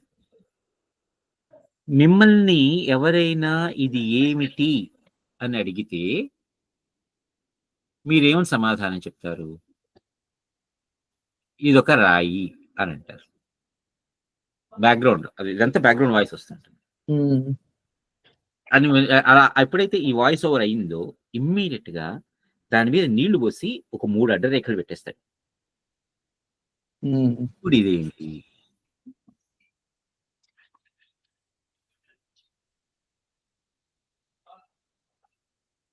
ఇప్పుడు చెప్పండి ఏంటది? శివలింగంగా అయిపోయిందిగా. మరి అంతకు మునుపు మీ దృష్టిలో ఏదైతే రాయి అని అనుకున్నారో, ఇప్పుడు ఇమ్మీడియేట్‌గా దాని మీద కాస్త చెంబుడు నీళ్లు పోసి 3 అడ్డరేఖలు విభూది రేఖలు పెట్టేస్తే అది శివలింగం ఎలా అయిపోయింది? అది భావన. అది. ఆ! ఆ భావన మీకెక్కడి నుంచి కలిగింది? అంటే మన ముందర ఎక్స్‌పీరియన్సెస్ అది. అది హమ్మయ్య! వచ్చారు మీరు. ఇప్పుడు చెప్పండి నాకు. మీరు ఇంతకు మునుపు మీ ఎక్స్‌పీరియన్స్ ఏమైందిప్పుడు? ఒక నాలెడ్జ్ అయింది. ఒక జ్ఞానం. మీ జ్ఞప్తిలో ముద్రితమైపోయింది కాబట్టి అది జ్ఞానం. జ్ఞ కదా! హ్మ్. అవునా కాదా? ఒకసారి మీరు ఎందుకంటే అంతకు మునుపు మీరే రాయి అని దాని మీద కాస్త చెంబుడు నీళ్లు పోసి విభూది రేఖలు పెట్టంగానే అది శివలింగం అని దండం పెట్టేయంగానే ఇంతకు మునుపు రాయి అన్నారు. కాలుతో తన్నుకుంటూ ఎళ్లారు. ఇప్పుడు అదే స్థితిలో ఉన్నటువంటి ఆ రాయి మీద నీళ్లు పోసి విభూది రేఖలు పెట్టంగానే మీరు కాలుతో తన్నగలరా? లేకపోతే చేతులెత్తి దండం పెట్టుకొని సాష్టాంగం చేసేస్తారా?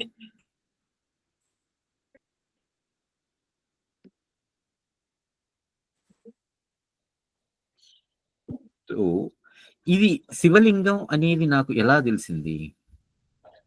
ఇంతకు మునుపు నేను నేర్చినటువంటి ఒక అనుభవం ద్వారా. భక్తి అనేది కూడా ఒక అనుభవమే. అది కూడా ఒక అనుభూతే. ఆ అనుభూతిని నేను ఎలా అనుభవిస్తున్నాను? ఎందుకంటే ప్రతి దానికి ఇప్పుడు ఒక్కొక్కళ్ళకి ఒక్కొక్క రకమైన అనుభూతి ఉంటుందండి. ఇప్పుడు మీకు స్వీట్స్ అంటే చాలా ఇష్టం. నాకు మిరపకాయ బజ్జీ అంటే చాలా ఇష్టం. మీరు మిరపకాయ బజ్జీ మీకు పడదు. నాకు స్వీట్ పడదు, డయాబెటీస్. సో కానీ నా ఉద్దేశం నేను చెప్పేది ఏంటంటే, ఒక్కొక్కళ్ళకి ఒక్కొక్క రకమైన అనుభూతి ఉంటుంది. ఆ అనుభూతిలో మీరు అంటే ఒక్కొక్కళ్ళు ఒక్కొక్క రకమైనటువంటి చంచలత్వాన్ని అంటే చైతన్యాన్ని మీరు ప్రదర్శిస్తారు. నేను చంచలత్వాన్ని మాట యూజ్ చేయలేక, చైతన్యాన్ని మీరు ప్రదర్శిస్తారు. ఆ చైతన్యం యొక్క స్వరూపం కూడా మీరు ఒక రకంగా చూపిస్తారు. ఆ చైతన్యం యొక్క స్వరూపాన్ని నేను ఒక రకంగా అనుభవిస్తాను.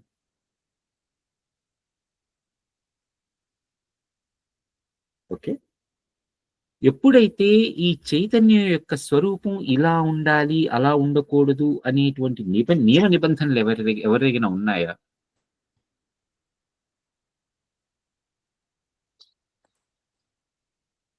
ఎవరికైనా దానికంటూ ఒక లిమిట్ ఉందా? మీకు ఇది మొన్న లాస్ట్ టైం అంతకు మునుపు ఒకసారి మనం చెప్పుకున్నాం, ఆగ్రా దగ్గర పేఠా తిన్నప్పుడు నా వల్ల ఒక చిన్న అంత చిన్న స్వీట్ ముక్క కూడా తినలేదు, కానీ వాడు ఒక్కొక్కడు 6-7 ముక్కలు తినేశారని. అదే చైతన్యం కదా, అదే రుచి,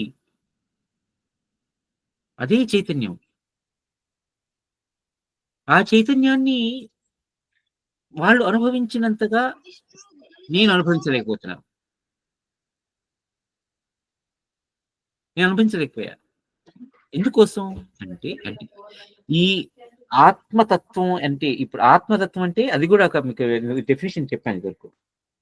స్థిరంగా ఉంటూ ఎల్లప్పుడూ చెరిస్తూ ఉండేటువంటిది, మారుతూ ఉండేటువంటిది. అది ఏ రకంగా, ఏ షేప్లో, ఏ విధంగా ఉంటుందో దానిని ఎవరూ కూడా నిర్ణయించలేరు, నిశ్చయించలేరు. ఎందుకోసం అంటే అది దాని యొక్క నియతి, దాని యొక్క స్వరూపం, దాని యొక్క స్వభావం అదే. ఇప్పుడు మనకి మాట వరుసల్లో ఈయన పోయి పరమాత్మలో చేరిపోయాడు, ఈ జీవాత్మ చేరి పరమాత్మలో చేరారు అనేటువంటి మాట వరుసకే మాత్రం తప్పితే, జీవాత్మ వెళ్ళి పరమాత్మలో జాయిన్ అయిపోవటం అంటే ఈ పాంచభౌతికమైనటువంటి దేహం రాలిపోయి మిగిలిన పంచభూతాలతో కలిసిపోతుంది. కానీ ఈ పంచభూతాలని ఆధారంగా చేసుకుని ఉన్నటువంటి ఆ చైతన్యం ఏదైతే ఉందో ఆ చైతన్యంలో ఎటువంటి మార్పు రాదు. అంటే దాని యొక్క నియతి కానీ, దాని యొక్క స్వభావం కానీ మారదు.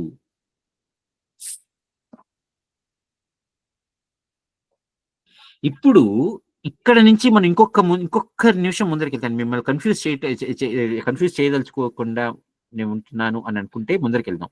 లేదా నాకు ఇంకా కన్ఫ్యూజన్ గా ఉంది, నేను కొంచెం ఆలోచించుకుంటానంటే ఆగుదాం.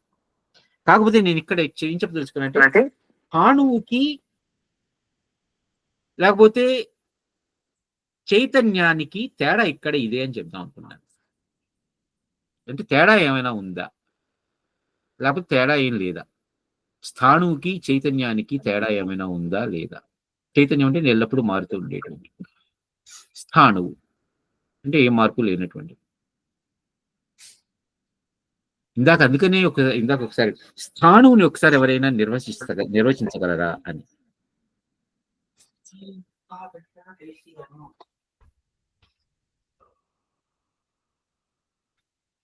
ఇవాళ ఒక్క శ్లోకం దగ్గర దాని గురించి చెప్తున్నా. చెప్పండి, స్థాణువుని ఎవరైనా నిర్వచించింది?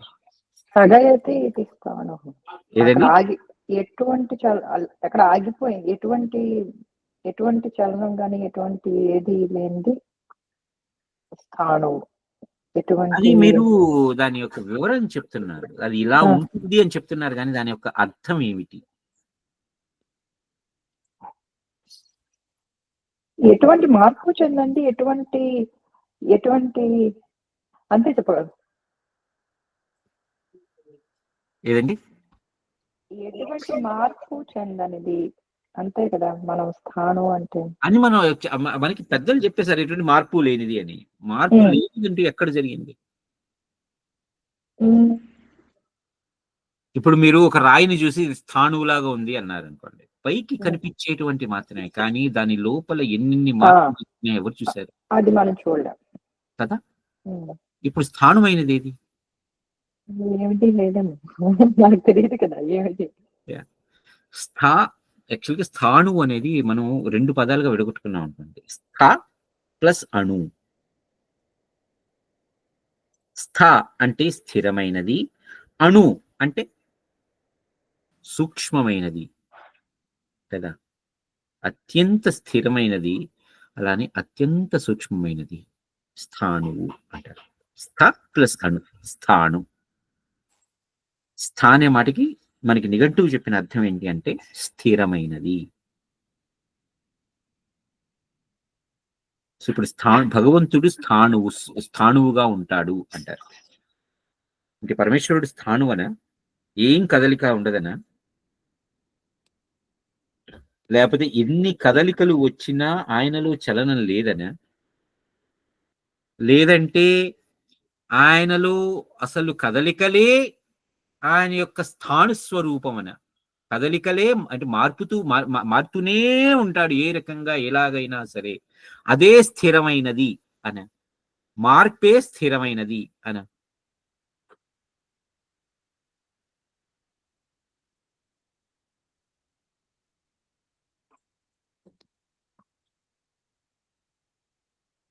ఒక్కసారి మీరు ఆలోచించండి. మార్పే స్థిరమైనదా, లేకపోతే ఎటువంటి మార్పు లేకుండా ఉన్నవాడా, లేకపోతే ఎటువంటి భావాలు భావోద్వేగాలు కలగనటువంటి వాడా, లేకపోతే ఎన్ని భావాలు భావోద్వేగాలు కలుగుతూనే ఉంటాయా?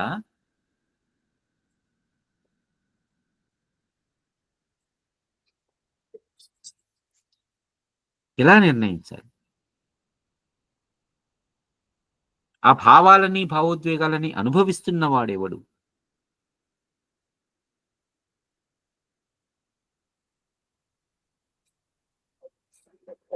మనకి సార్ మీకు ఒకసారి రామభద్రాచార్యుల వారు చెప్పినటువంటి డెఫినేషన్ ఒకసారి చెప్పాను, నిర్గుణుడు అనేటువంటి మాటకి.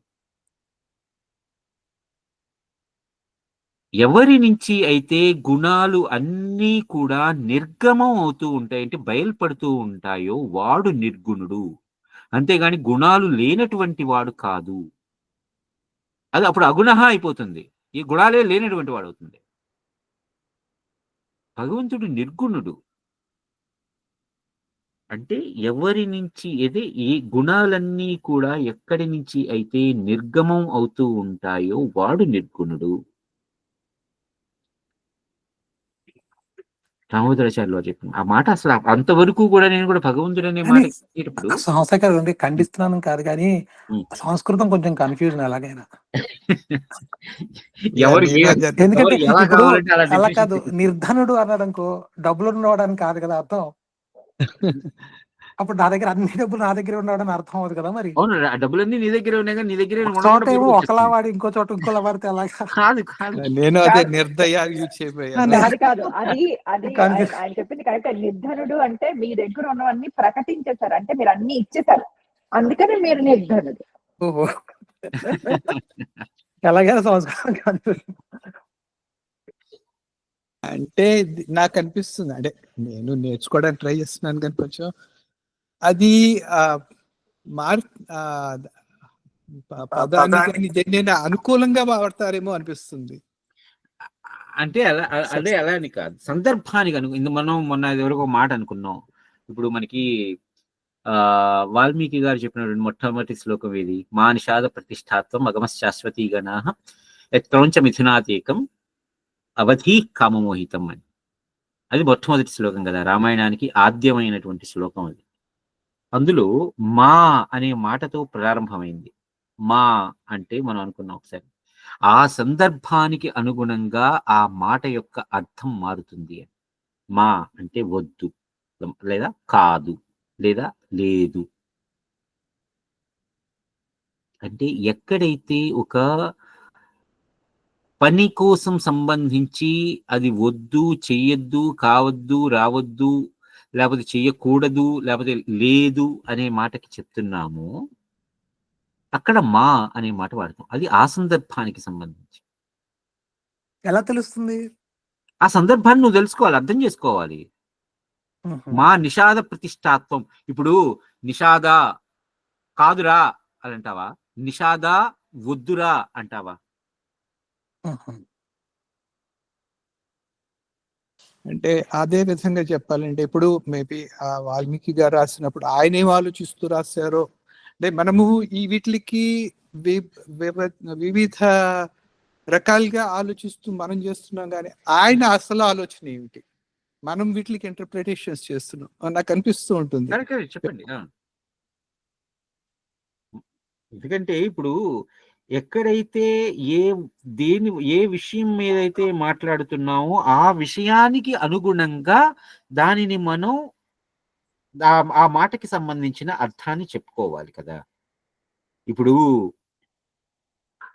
ఏదైనా ఒక సరే భౌతికమైన ప్రపంచంలో మాట్లాడుతున్నాం కాబట్టి ఏదైనా ఒక జీవం లేనటువంటి దాని గురించి మాట్లాడుతున్నాం అనుకోండి, అందులో జీవం లేనటువంటి దాన్ని సంబోధిస్తూ వద్దు అంటాను జీవం లేని దానికి,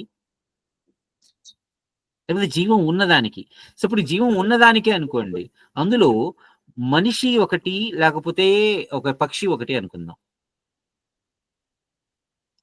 ఆ మనిషికి చెప్పేటప్పుడు మనిషి వద్దు అని అంటారా, మనిషి కాదు అని అంటానా, లేకపోతే ఇంకోటి ఏమైనా అంటారా? ఆ సమయానికి సందర్భంగా ఏం మాట్లాడుకోవాలి, ఏం అర్థం చేసుకోవాలి నేను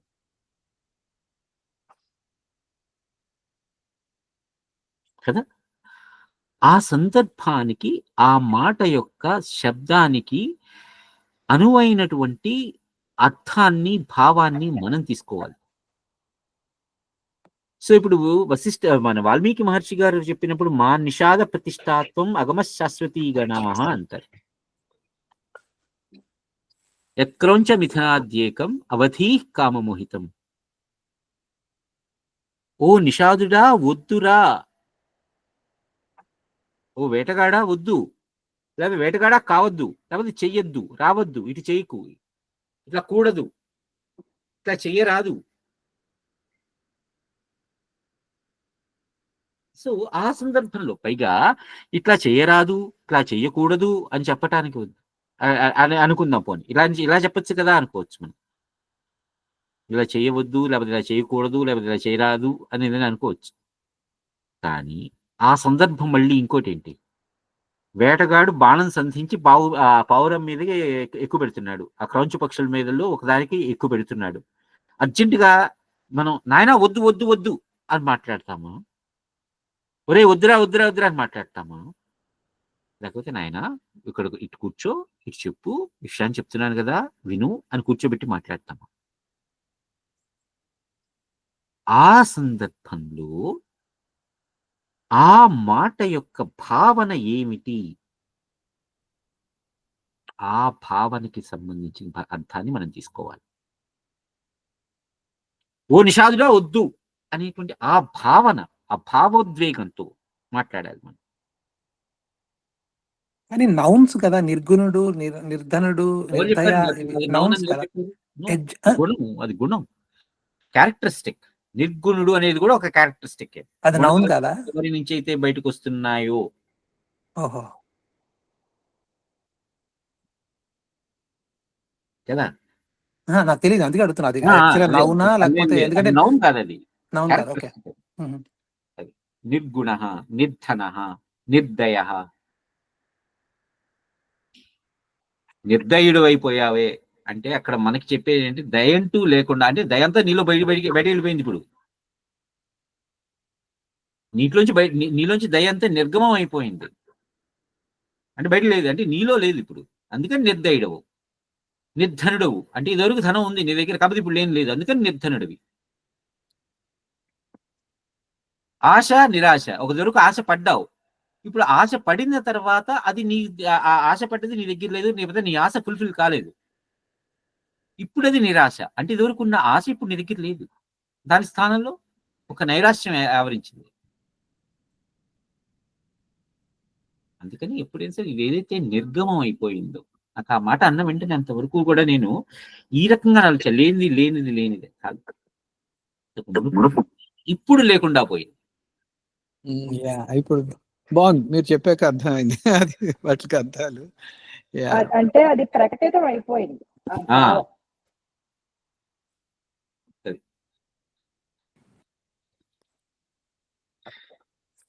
సో ఇప్పుడు వెళ్దామా అండి, ఆగుదామా?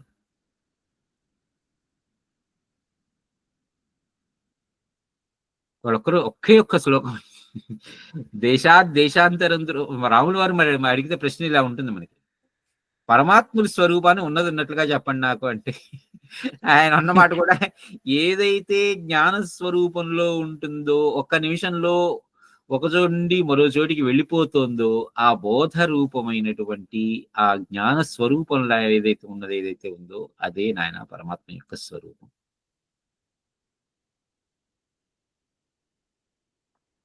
పైగా ఇంకొక మాట కూడా అంటారు, ఈ ప్రపంచం అసత్ అయ్యి కూడా దేని యందు సద్రూపమున భాషించుచూ ఉన్నదో. ఇందాక మన స్క్రీన్ కిను సినిమాకి అనుకున్నాం,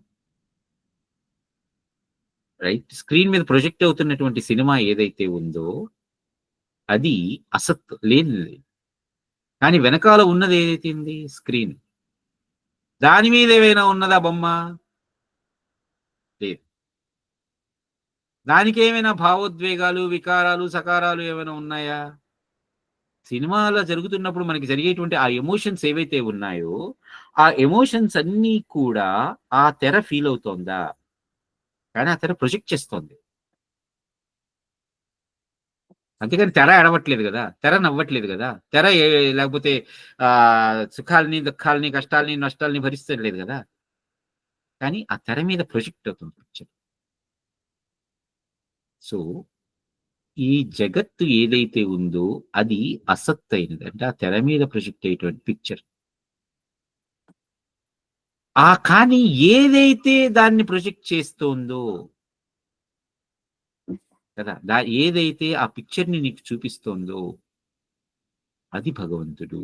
అంటే ఈ ప్రపంచం అసత్తే అయి కూడా దేని యందు సద్రూపమున ఉన్నదిగా భాషింపచేస్తోందో, అలానే ఏది చిన్మాత్రమై కూడా ఒక పెద్ద బండరాతి వలె నిశ్చేష్టితమై ఉన్నదో, ఏది జడమయ్యి జడంగా కాకుండా భాషిస్తూ ఉన్నదో. ఇప్పుడు స్క్రీన్ పిక్చర్స్ చూసుకుంటే ఆ స్క్రీన్ మీద పిక్చర్స్ అనేకం కదిలిపోతూ ఉంటాయి, కానీ స్క్రీన్ లో కదలిక ఉండదు, ఏమీ ఉండదు. అత్యంతాభావ ఏవాస్తి సంసారస్య యథాస్థితే యస్మిన్ బోధ మహాబోధౌ తద్రూపం పరమాత్మనః. ద్రష్టృ దృశ్య క్రమో యత్ర స్థితోప్యస్తమయం గతః యదనాకాశమాకాశం తద్రూపం పరమాత్మనః. అశూన్యమివ యచ్చూన్యం యస్మిన్ శూన్యం జగత్ స్థితం సర్గౌఘై సతి యచ్చూన్యం తద్రూపం పరమాత్మనః.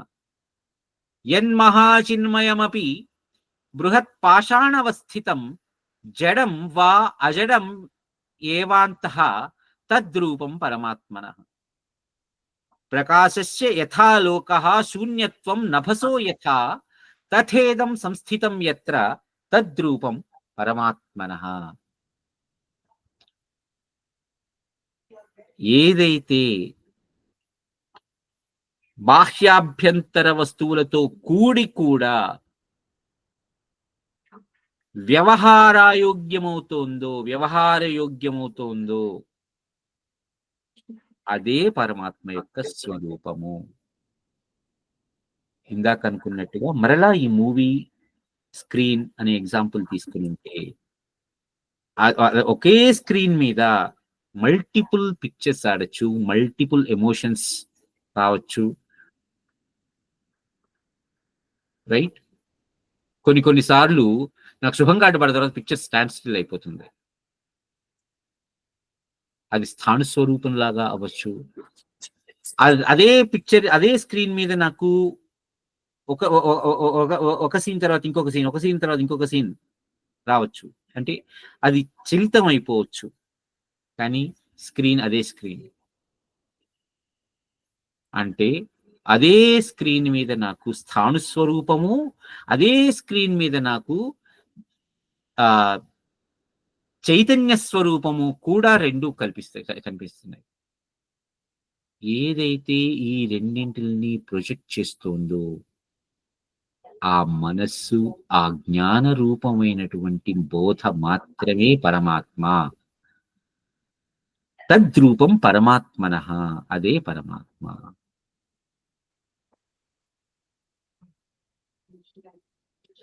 ఆగుదామా, వెళ్దామా? రాములు వారు మరొక ప్రశ్న ఇస్తారు. ఆ ప్రశ్న ఏంటో కూడా విని అది మనం నెక్స్ట్ వీక్ లో ఆలోచించుకుందాం. రాములు వారు మరి ప్రశ్న ఇస్తే మామూలుగా ఉంటుందా అంటే, శ్రీరామ ఉవాచ సద్రూపం పరమాత్మేతి కథం నామ హి బుధ్యతే యతోస్య జగన్నామ్నో దృశ్యస్యా సంభవః కథం. సద్రూపం పరమాత్మ, ఈ పరమాత్మ ఒక్కటే సద్రూపమైనది, ఉన్నదటువంటిది. మరి యతోస్య జగన్నామ్నో, మరి ఈ జగత్తంతా కూడా అనిత్యము, మిథ్య అని నాకు ఎట్లా తెలుస్తుంది? ఈ పరమాత్మ ఒక్కటే సద్రూపం, ఈ దృశ్యమైనటువంటి ఈ జగత్ అంతా కూడా అనిత్యము, మిథ్య అనేది ఎలా తెలుస్తుంది? ఇది రాముల వారు అడుగుతున్నటువంటి ప్రశ్న. ఇప్పుడు మనం ఇందాక వచ్చిన దానికి మళ్ళీ వద్దు. పరమాత్మ ఒక్కటే మరి సద్రూపం అంటున్నారు కదా. ఈ దృశ్యరూపమైనటువంటి ఈ జగత్ అంతా కూడా మిథ్యా భ్రాంతి అనేది నాకు ఎలా తెలుస్తుంది? అప్పుడు వశిష్ఠ మహర్షి చెప్తున్నారు. ఆగుదామండి, లేకపోతే వెళ్దాం? ఒక 15 నిమిషాలు పడుతుంది నాకు.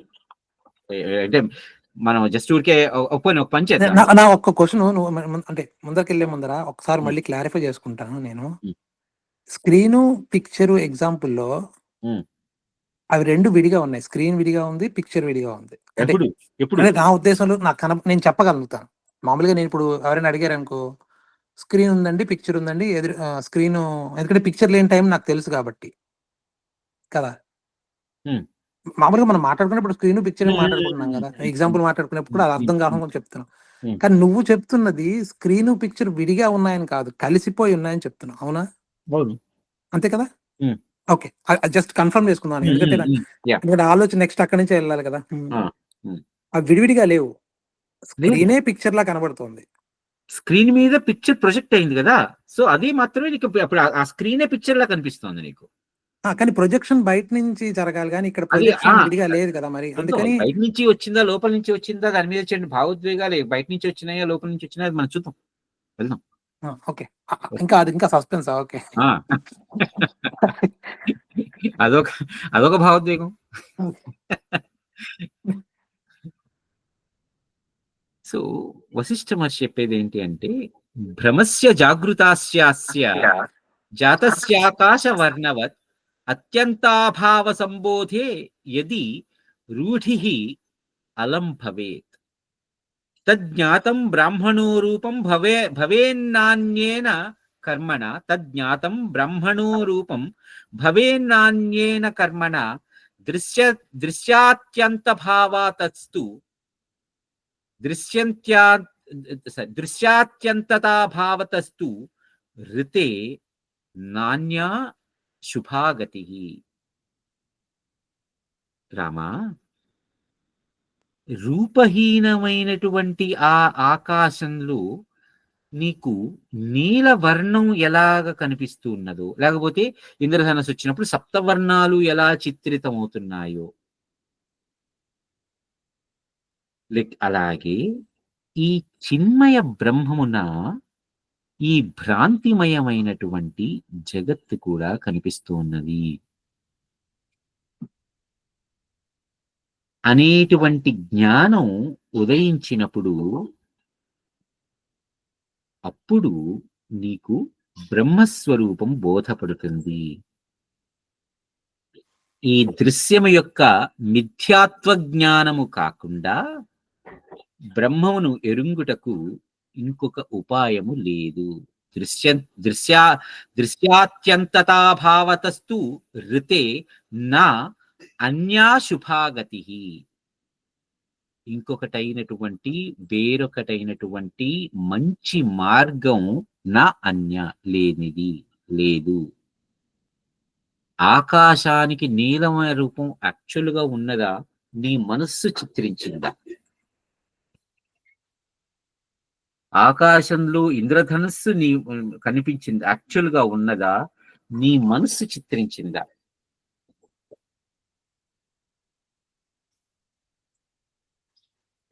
అలాగే ఏదైతే నీ మనశ్చిత్ర ద్వారా తెలుసుకుంటున్నావో అది మిథ్య అని అప్పుడు మాత్రమే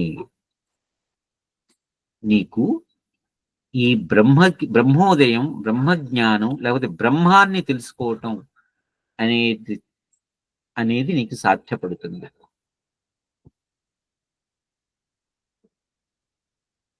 అత్యంతాభావ సంపత్తౌ దృశ్యస్యాస్య యథాస్థితేః శిష్యతే పరమార్థోసౌ బుధ్యతే జాయతే తతః. రామ, ప్రళయకాలంలో ఈ దృశ్య సమూహాలన్నీ కూడా నశించిపోతాయి. సినిమా అయిపోయిన తర్వాత శుభం కాటుబడి స్క్రీన్ దించేస్తే వెనకాల స్క్రీన్ మీద ఏమి పడనట్టుగా ప్రళయకాలం వచ్చి స్క్రీన్ దిగిపోతే ఏమీ లేదు. అప్పుడు ఏమున్నది అంటే కేవలం ఆ స్క్రీనే ఉంది. అంటే ఆ పరమ పురుషుడు, భగవానుడు, పరాత్పరుడు, పరమాత్మ, ఆత్మ అని ఎవరినైతే నువ్వు అనుకుంటున్నావో అదొక్కటే మిగులుతుంది. వాడు బోధస్వరూపుడు. కేవలం బోధన ద్వారా మాత్రమే తెలియబడేటువంటి వాడు. బోధన అంటే, బోధ అంటే జ్ఞానం. జ్ఞానం ద్వారా మాత్రమే తెలుసుకోబడేటువంటి వాడు. జ్ఞానం అంటే ఏదైనా సరే నీ అంతట నువ్వు అనుభవిస్తేనే, అనుభవేక వైద్యం అనేది ఏదైతే ఉందో అది మాత్రమే బోధ, అది మాత్రమే జ్ఞానం. నేను అనుభవించినటువంటి జ్ఞానాన్ని ఇలా ఉంటుంది అని వర్ణించగలనే గాని జ్ఞానం ఇది అని నేను చెప్పలేను. నేను కేవలం వర్ణిస్తాను, దాని క్యారెక్టరిస్టిక్స్ మాత్రమే నేను వర్ణించగలను. రాముడు నీలిమేఘశ్యాముడు అన్నాను అనుకోండి, వర్ణిస్తాను అంతే. అంతేగాని ఆ రాముడిని ఇలా చూపించేయగలనా నేను?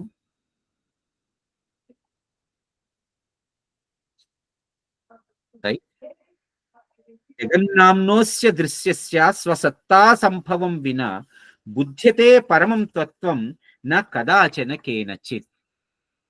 రామ, దృశ్యము యొక్క మిథ్యాత్వ జ్ఞానము లబ్ధము కాకున్నా, అంటే నీకు కనిపించేటువంటి దృశ్యం ఏదైతే ఉందో అది కేవలం మిథ్య, భ్రమ అనేటువంటి స్పృహ నీకు లేకపోతే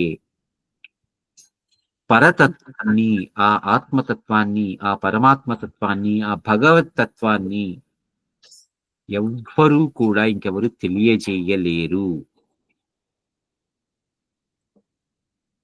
ఇది వశిష్ఠ మహర్షి చెప్పినటువంటి మాట. రాములు వారు అడిగిన ప్రశ్నకి ఈ జగత్తంతయు అనిత్యము మిథ్య అని ఎట్లా తెలుసుకోవాలి? పరమాత్మ ఒక్కటే సద్రూపము, మిగిలినదంతా భ్రమ, మిథ్య అనేది ఎలా తెలుసుకోవాలి అంటే కేవలం బోధ ద్వారా మాత్రమే తెలియబడుతుంది. బోధ అంటే జ్ఞాన స్వరూపం.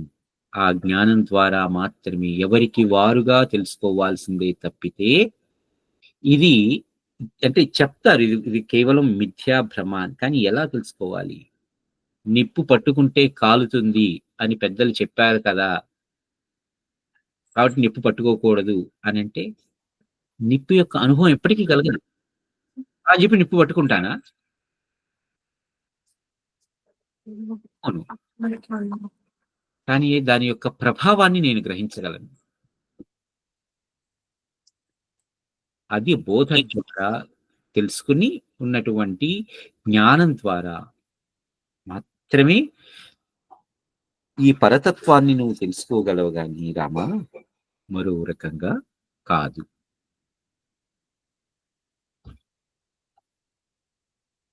మరి రాముల వారు మళ్ళీ ప్రశ్న అడుగుతారు, మరి ఈ ప్రపంచం యొక్క మిథ్యాత్వం ఎక్కడిది? నాకు ఇంత ఎదురుగుండా కనిపిస్తున్నది, మరి ఇంత పైగా ఇది సూక్ష్మం అంటారు, స్థూలం, ఇది అత్యంతమైన సూక్ష్మమైనది అంటారు, లేకపోతే అత్యంతమైన బృహత్తదైనది అంటారు. బృహత్ అంటే అత్యంతం అనేది, అది అత్యంత సూక్ష్మము కావచ్చు, అత్యంత పెద్దది కావచ్చు, ఏదైనా కావచ్చు. దీని యొక్క మరి మిథ్యాత్వం నేను ఎలా గ్రహించాలి? ఆవగింజలో ఒక మేరు పర్వతాన్ని నేను ఇమర్చగలనా? యతో దృశ్య జాతస్య బ్రహ్మాండస్య జగత్స్థితే మునే కథమసత్తాస్తి క్వ మేరుహు సర్షపోదరే. సర్షపం అంటే ఆవగింజ. ఆ ఆవగింజలో ఒక మేరు పర్వతాన్ని నేను ఇమర్చగలనా? మన ఊహలో నేను ఇమర్చేయగలను. ఆ ఆవగింజలో నా ఊహలో, నా మనస్సులో నేను ఇమిడ్చేసా. మొత్తం మేరు పర్వతం మొత్తం తీసుకొచ్చి దాన్ని కుదించి కుదించి కుదించి ఇంత చిన్న ఆవగింజలో నేను చేయగలను. రాములు వారు అడిగిన ప్రశ్నకి సమాధానం వశిష్ఠ మహర్షి వచ్చే వారం ఏం చెప్తారో మనం ఇవాళకి ఇక్కడ ఆగి, ఇవాళ మనం మాట్లాడుకున్నటువంటి విషయాన్ని మీరు ఇంకా ఇంకా ఆలోచించండి. ఆలోచించి ఇది కరెక్టా కాదా? కరెక్ట్ అవ్వచ్చు, కరెక్ట్ కాకపోవచ్చు. ఎందుకంటే అది వశిష్ఠ మహర్షి దృష్టిలో అది కరెక్ట్, మన దృష్టిలో కాకపోవచ్చు. ఏముంది అందులో?